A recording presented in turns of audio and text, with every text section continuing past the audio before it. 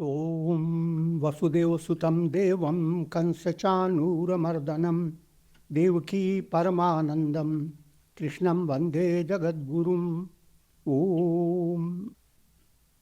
Adorations to Lord Krishna, the preceptor of the universe, destroyer of the forces of darkness, and bestower of immortality. Srimad Bhagavad Gita in chapter 2, verse number is 16. Lord Krishna is giving a profound insight into the goal of life, the ideal that is to be attained by everyone. That ideal state is called Sthita Prajna, to be established in intuitional wisdom. As I have explained to you, that has been the style of scriptures in India. In the very beginning of a scripture, the goal is presented.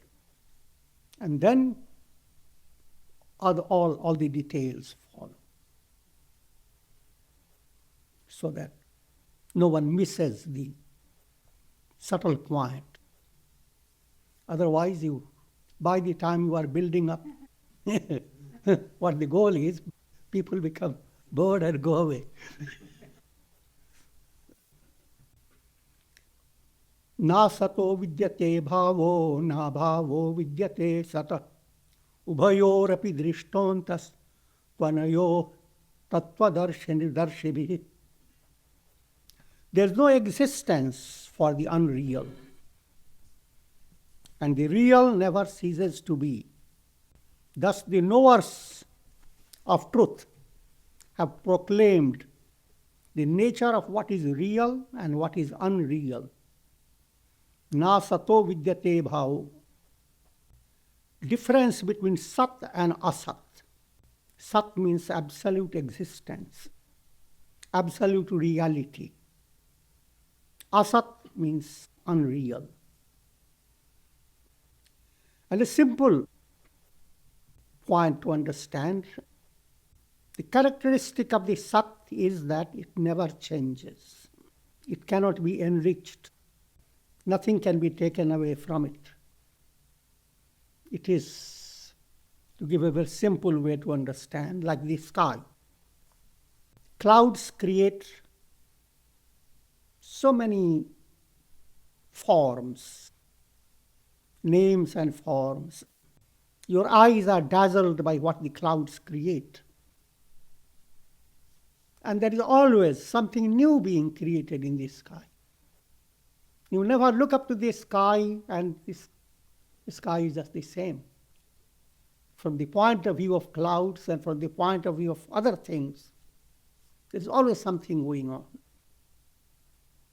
But it's a glaring vision of the sky that is ignored by your mind. That sky is not changing. It's just the same. Constantly giving you a teaching, be like me. I enfold all the clouds without grumbling, without any sense of contradiction. Good clouds, welcome. Bad clouds, welcome.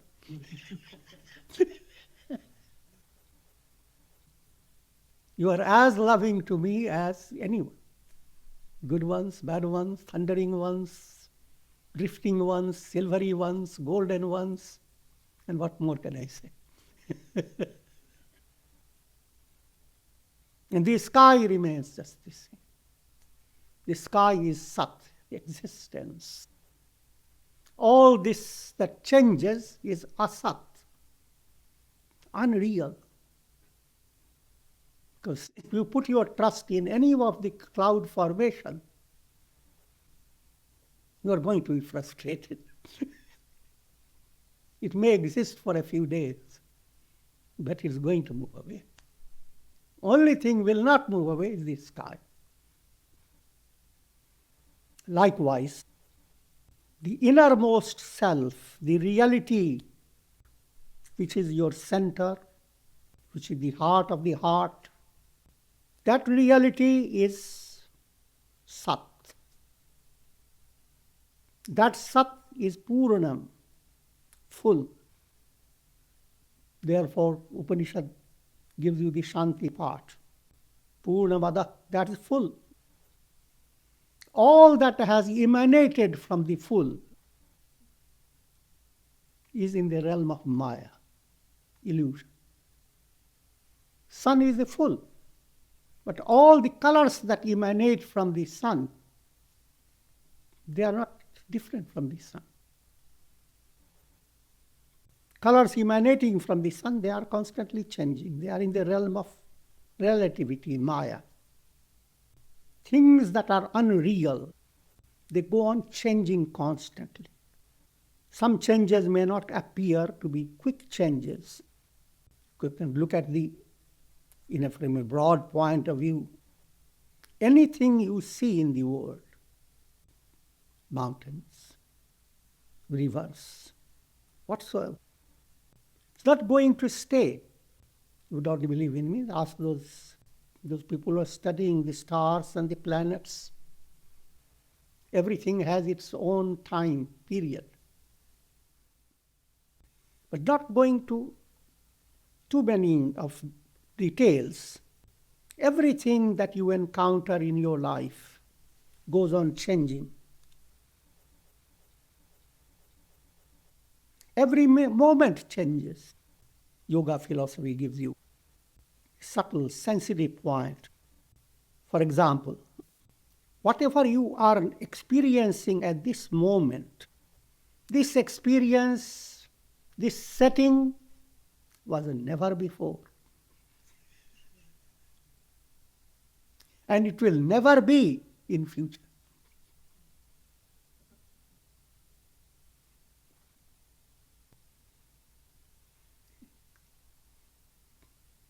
Everything is unique.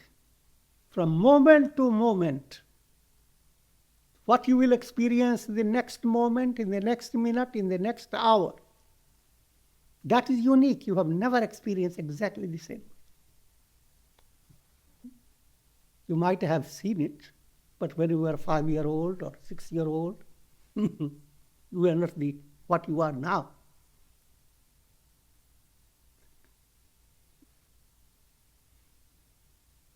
But while that is the reality, practical reality in the world of relativity, this practical reality is a form of illusion. It is in relation to the mind within you, what I explained, how things are. All things seem to have distinct reality. But if you step beyond your mind, because all things that are grasped by your mind, they are based on thought waves of the mind, vrittis. Vrittis give you experience just like you get the experience of cinema show. You watch in a cinema hall and what so absorbed with this story. But the story that is coming to you is based on pictures that are being directed towards the screen, frame after frame. The frames of pictures are projected. And in between two frames, there is a little split. But the business people know that nobody will mark it.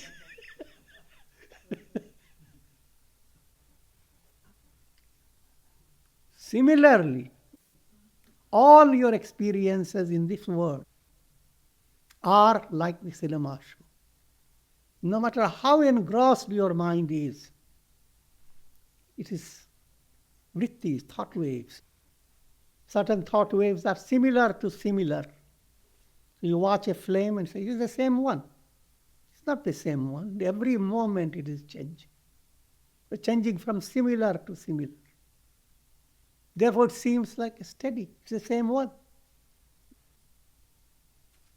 Every experience, every thought, every feeling within you is interrupted by thought waves. And when you become aware from one thought process to another, a little discordance in your mind. It's simply what happens from similar to similar, it has moved from similar to not similar. Then we recognize, oh, I was thinking of something that was just there, and now I'm thinking of something else. Mind has turned to something else. But whatsoever comes in the range of your thought waves, whatever comes in the range of projections, is not real. The screen alone is real. Next time you go and touch it.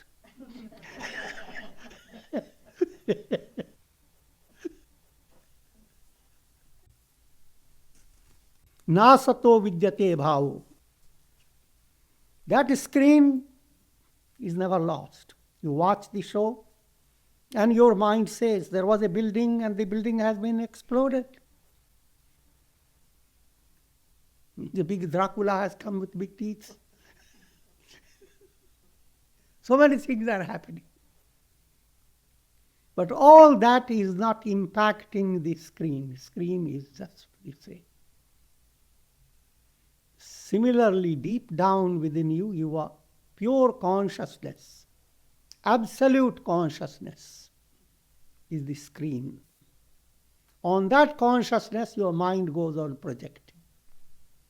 All your experiences in the world of time and space, in the world of causation, cause and effect, all your experiences are shifting frames, projections.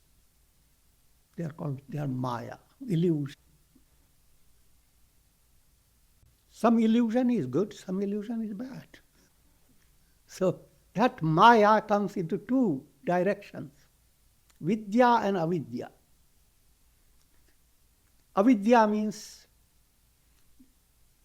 suppose, always I give a simple illustration. You are in a forest in the dark night, you have lost your way, and in the middle of the night, you wake up from the drunken state and you want to find your way out. You have two choices. Follow your left hand or the right.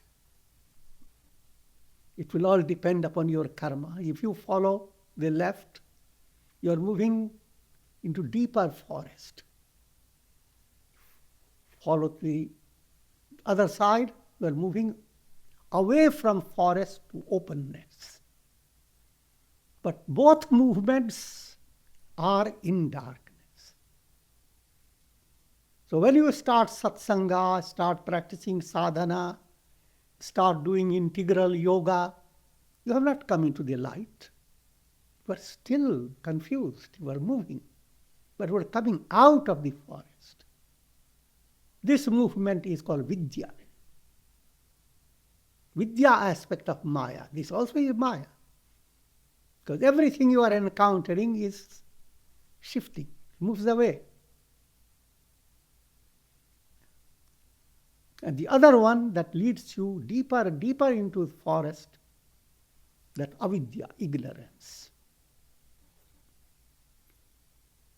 Vidya movement is leading you to Sat. Sat, that's real. Therefore, any step you take on the basis of Vidya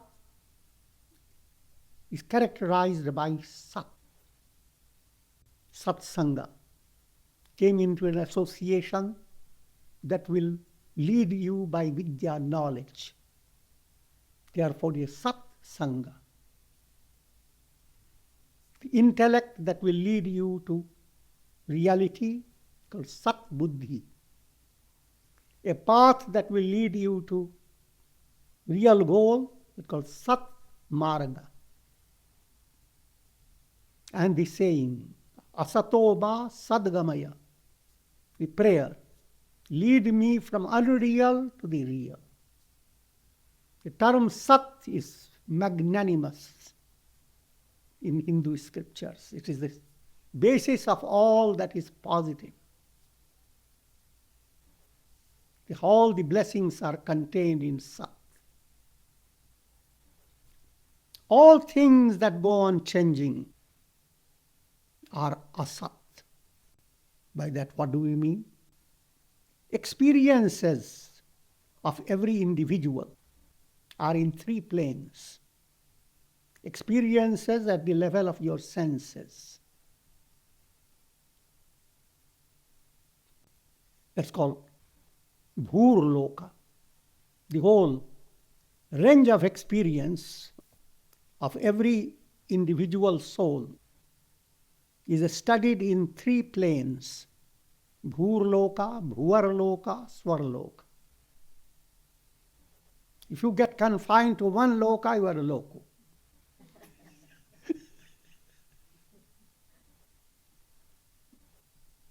Bhurloka means you are conscious of experiences that come to you through your senses. Senses and mind. Just the practical. At this level, your reality is eat, drink, be merry, and pile up your mind with lot of malas, gross impurities, anger, greed, hate. That's the Bhurloka, earthly reality, mundane level of life. The next one, allow your feeling to develop. Sentiments, feelings, artistic appreciation, literature, drama, and all types of things. That experience is much greater than the Bhurloka experience. If every human being had just Bhurloka experience, there will be no difference between human beings and animals. But Bhuvarloka experience comes in. Even animals have that Bhuvar aspect of sentiments. And then Swarloka comes in. When intellect and ego together begin to develop deeper understanding and insight and knowledge of the world. Scientists, great technicians, philosophers, all great things, discoveries, etc. are made from the Swarloka level of your personality.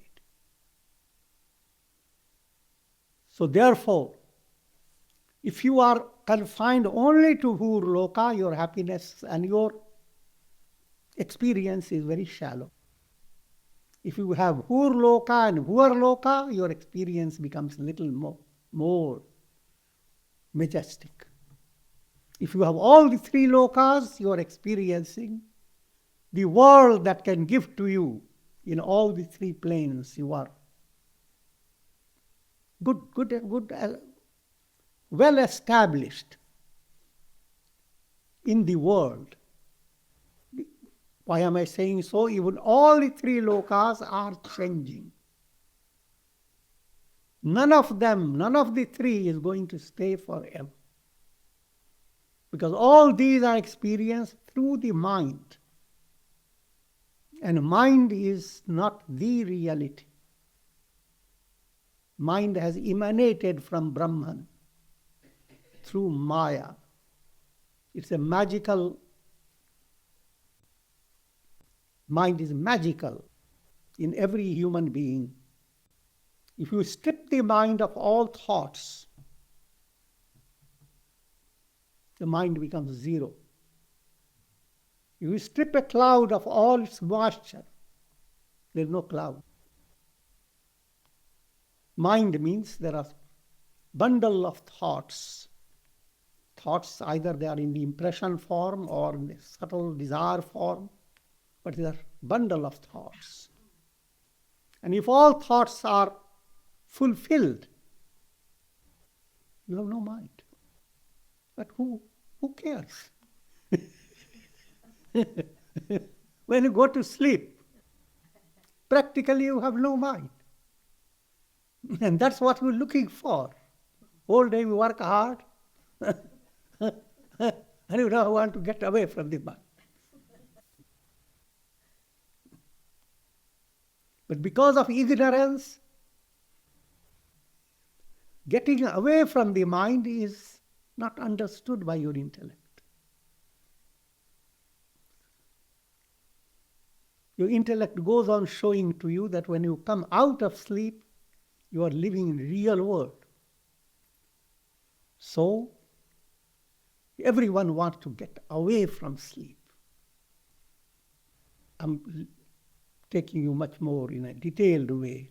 The idea I'm pointing out is the ultimate goal is to experience that sleep from which you never wake.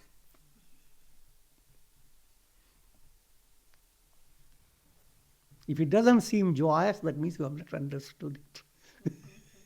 Because we are constantly being awakened to a dream-like experience.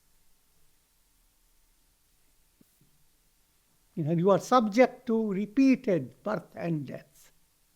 It's called bhava vyadhi. You are constantly like grains of rice cooking in water, going up because of good karmas, and then suddenly you slacken, you go down. Then you go up again and feel as if you have never attained that greatness ever.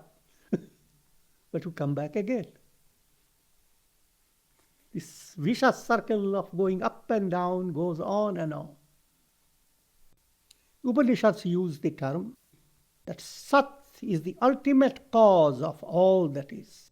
A disciple, having studied in a Gurukul, in the old time school, comes to his father, and the father asks the disciple, have you learnt that knowing which all is known?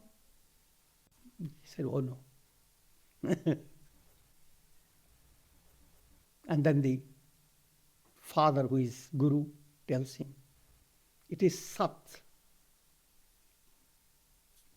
It is Sat that alone exists prior to all this creation. And it is from Sat this entire creation proceeds. By Sat the creation is sustained. Into the Sat the creation dissolves. And the disciple becomes stunned. And he gives the example. Think of a clay of mud. Out of the clay of mud, pots are made.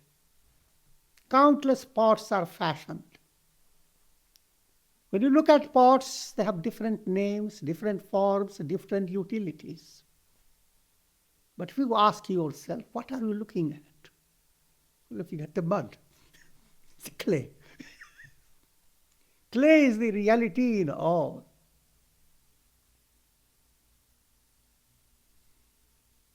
Clay aspect is called upadana karan, material cause of the universe. The entire universe has come out of matter, causal matter, prakriti. And the entire universe is made of that. But just like clay is fashioned into pots by a pot maker, a potter, pot maker. He is a conscious being. The material world has not evolved out of inert matter. Inert matter remains just the same. God, the ruler of Maya, he is the potter, the conscious aspect. He fashions this material world. He fashions the clay into countless variations. When we talk of matter, you must realize everything that has evolved out of Prakriti is called matter.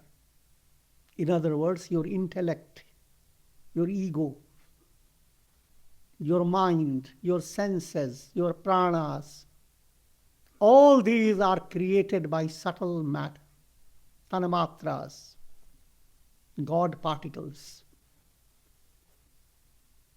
And these subtle elements go into a combination and permutation process. They bring out gross elements, what we know as earth, water, air, fire, and ether. These gross elements combine and create all the physical matter. The physical, subtle, causal, all is matter. In the deepest level, matter doesn't matter. Padartha bhavana. All this matter is called padartha. In the deepest level of your heart, the center, the absolute, there is no padartha, no matter. But while you are studying matter, who has fashioned the matter? God. God is the efficient cause. When you look at the world, it has two causes. Material cause. Material cause is just the same, Prakriti. And Prakriti is ruled and shaped by God, who is the efficient cause. But this study again is leading you to a higher level that we will wait for. Therefore, your mind is drawn to look at the world and recognize the divine intelligence that has fashioned everything. Whenever people see some mechanical things, a watch, an iPad, immediately you know someone did it. But when you look at great forests, blossoming flowers, and wondrous sights, mind doesn't think of there is that majestic being who created all.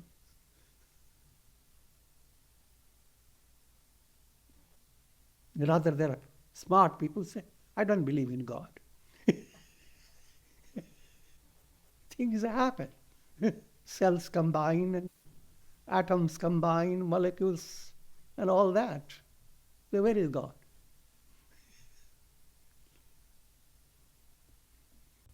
But that's the height of stupidity.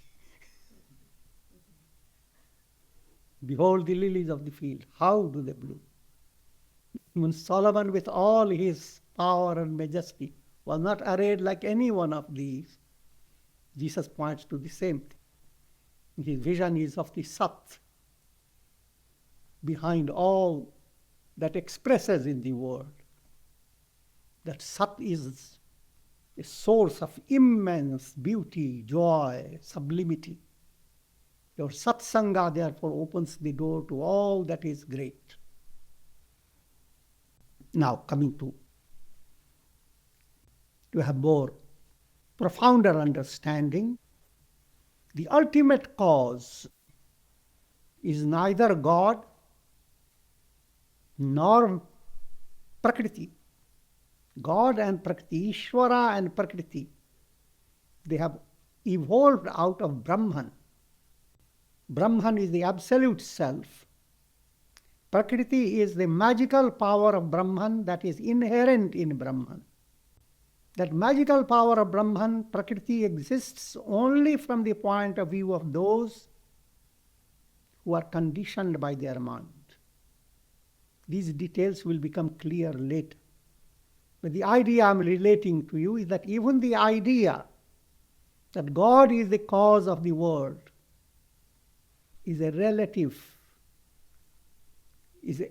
something being told at a lesser rung. At the highest rung of spiritual understanding, Brahman, the absolute, pure Sat, alone is. Therefore, that Brahman is described as Nirguna, beyond all gunas, modes of nature. Nirakar, beyond names and forms. Niravayava, without any limbs like hands and feet, etc. Nirvikar, without changes. In the next verse, 17th, Avinashi tu tadvidhi yena sarvamidam tatam vinasham avyasyasya na kaschit kartumarhati. Know that alone to be imperishable, by which all this is pervaded, because no one can cause destruction of that immutable self. The previous verse was focused on Sat. This verse is focused on Tat. Tat is that. Transcendent. We use three terms: Om, Tat, Sat. Om is the mantra of God. Tat, he transcends all.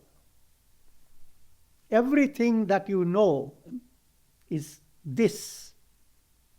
All beyond all your limits of knowledge is Tat, that.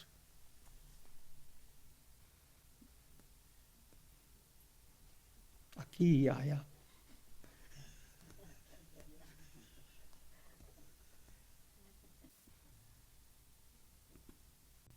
And that Tat is Sat. That is the reality. So with Om Tat Sat, you are given a majestic understanding of the essence of Vedanta, the essence of Vedantic philosophy. Om, the goal, God's name, is Tat, beyond all the things you know.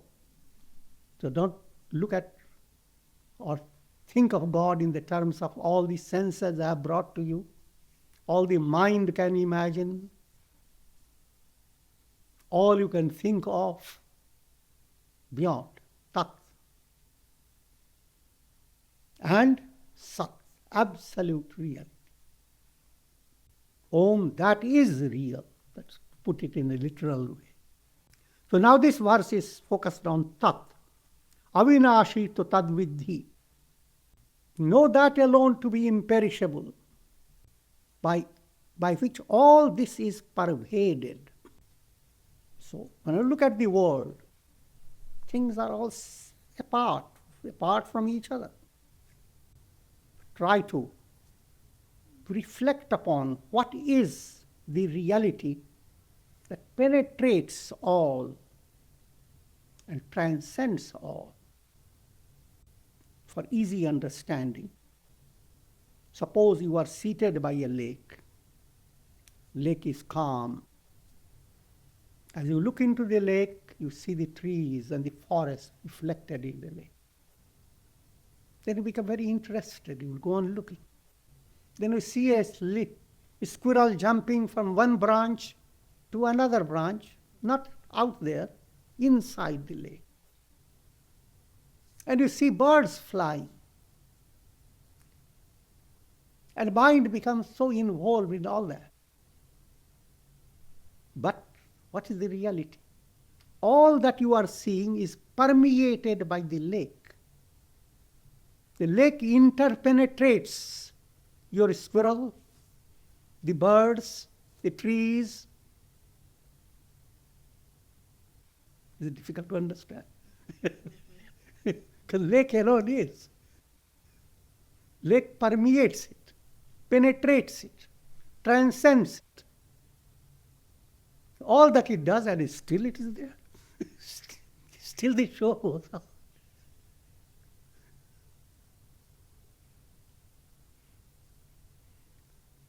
Put it another way, human mind asks, where is God? If you allow your mind to develop profound understanding by satsanga, then the answer comes. The world is overfilled with God. Laba lab bhara hua hai. God overflows.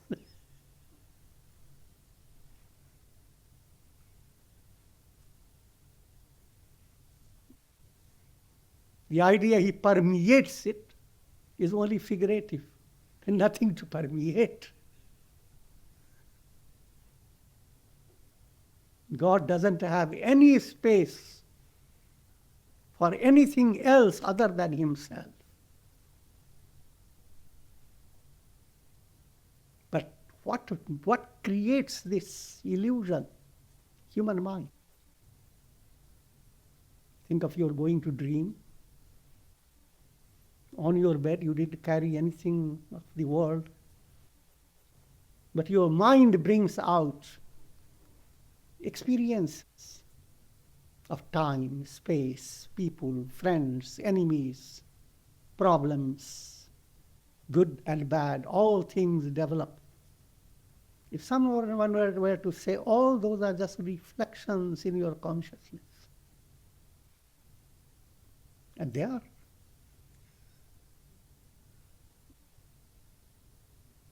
And your consciousness is not affected by it.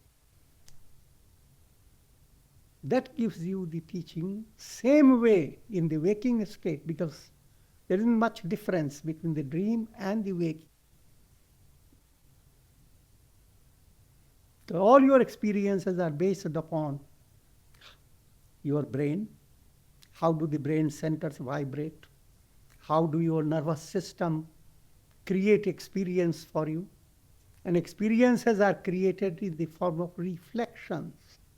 Like a dream occurs in your consciousness. All experiences of brain, nervous system, etc. occur in your consciousness.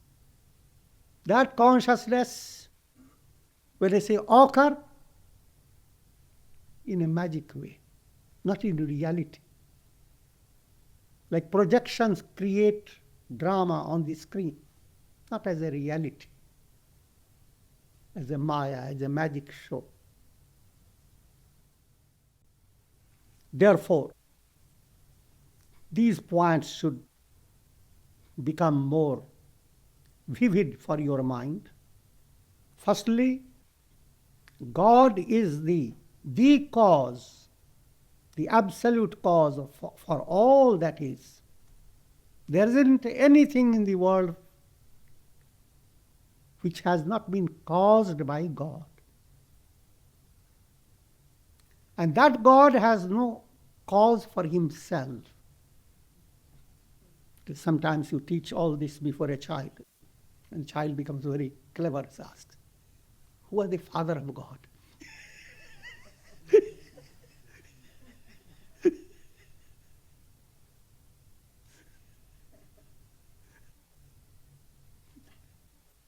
God has no cause. Is the ultimate reality. Is beyond causation. Cause and effect relate to conditioned mind. As you study the world through a conditioned mind, cause and effect both are real. In a figurative way, using the term cause, God is the cause, the absolute.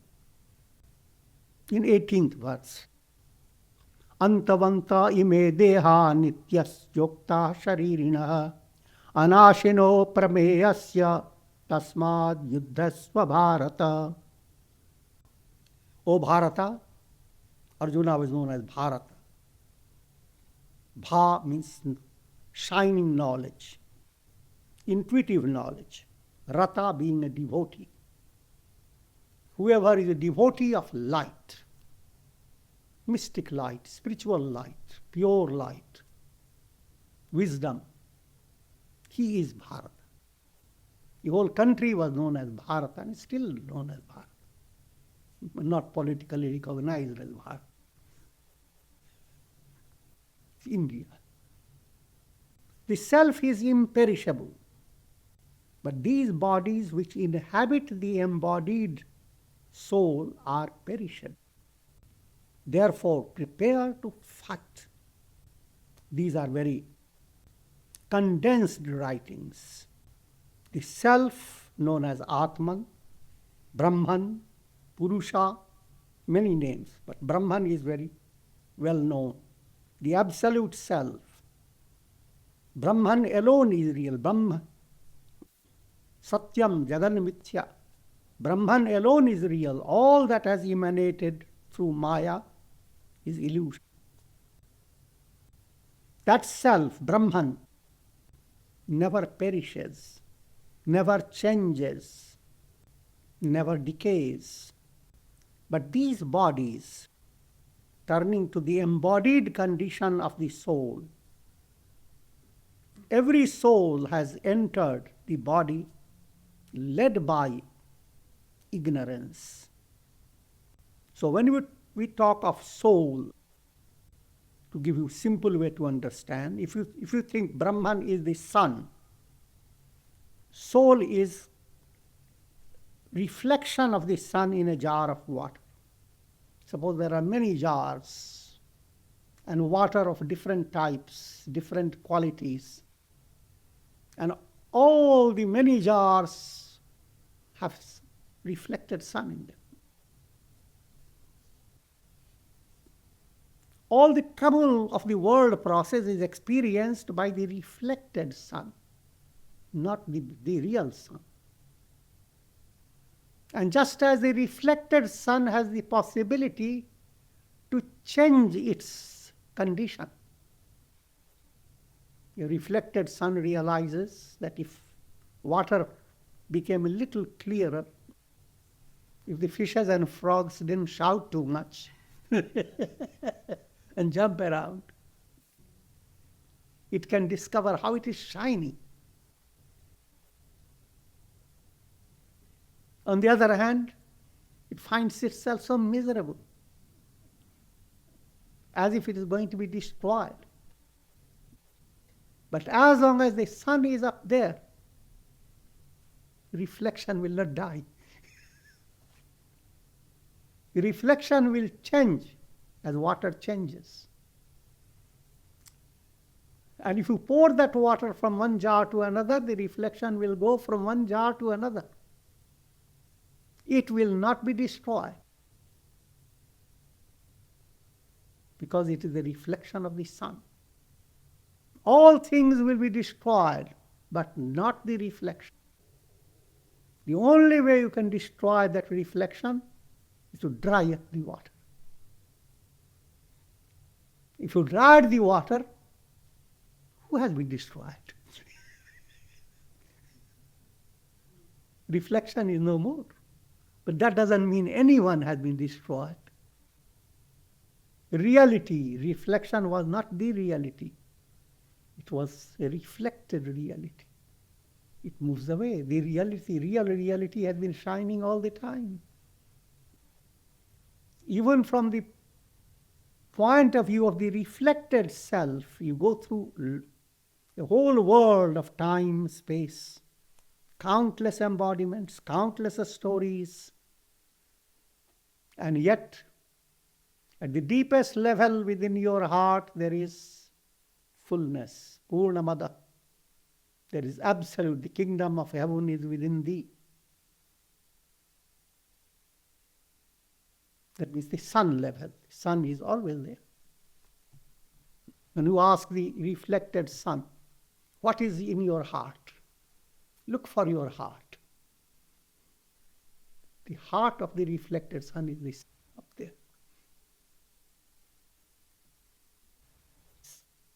In allegorical presentation, sun looks at a distance, but that's allegorical. The reality is it is not, there is no distance.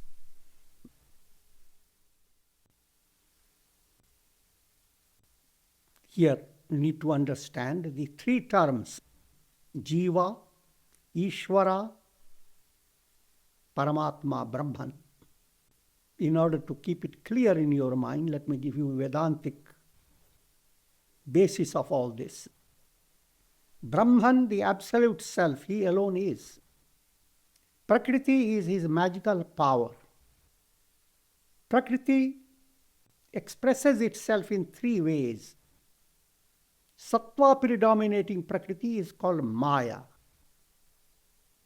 Rajas predominating Prakriti is called Avidya. Tamas predominating Prakriti is called Tamasi Prakriti. Brahman through Maya expresses himself in the form of Brahma the creator, Vishnu the sustainer, Shiva the destroyer. These forms of God, they are called Saguna Brahman. Brahman with names and forms, with qualities, but magnanimous. While creating the world, Brahma is not limited by his creation. He is not ignorant. Vishnu, while sustaining the world, is Brahman. He doesn't need to practice any sadhana.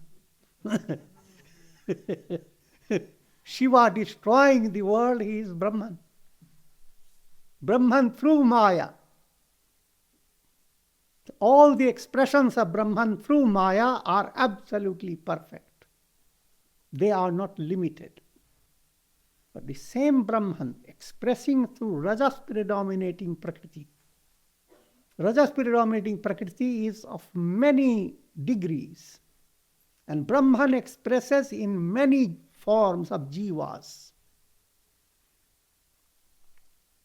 And jivas are in the realm of ignorance. Jivas are not aware of who they are. But as long as jiva is in that condition, it is Ishvara's responsibility to guide the jiva. Ishvara goes on relating himself to the jiva, the individual soul, depending upon your sadhana, etc., how close you can be to Ishvara. Ishvara can invest on you amazing success, mental advancement. And if you have developed profound devotion to Ishvara, then you melt in Ishvara. And by that time, Ishvara is Brahman, the Absolute. So you deal with 3 levels of reality. One, dasoham, I am a slave, God is the master. Then let me quote Hanuman's statement. Hanuman was asked by Rama, how am I related to you? Deha buddhyatu dasoham. Jiva buddhyat vadanshaka. From Jiva point of view, reflected self, I am a part of you. I am a ray, you are the sun. Atma buddhyat tavaiva. From the deepest level, I and you are the same. So while I described Brahman through Sattva predominating Prakriti expressing as Ishvara, God the controller. Brahman through Rajas predominating Prakriti known as Avidya. Brahman expresses as countless souls evolving through the world. Brahman through Tamas predominating Prakriti expresses in the form of subtle elements that go to compose the entire world of matter. From mental plane to the physical plane, the entire world, subtle and gross, all are created by Tamasi Prakriti. So therefore, everything in this world is Brahman. Brahman the controller.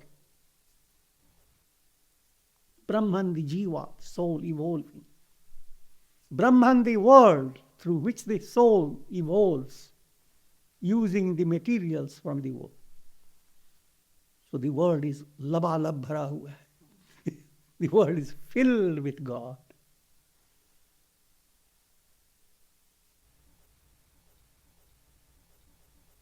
And with this I will conclude. Om Shanti Shanti.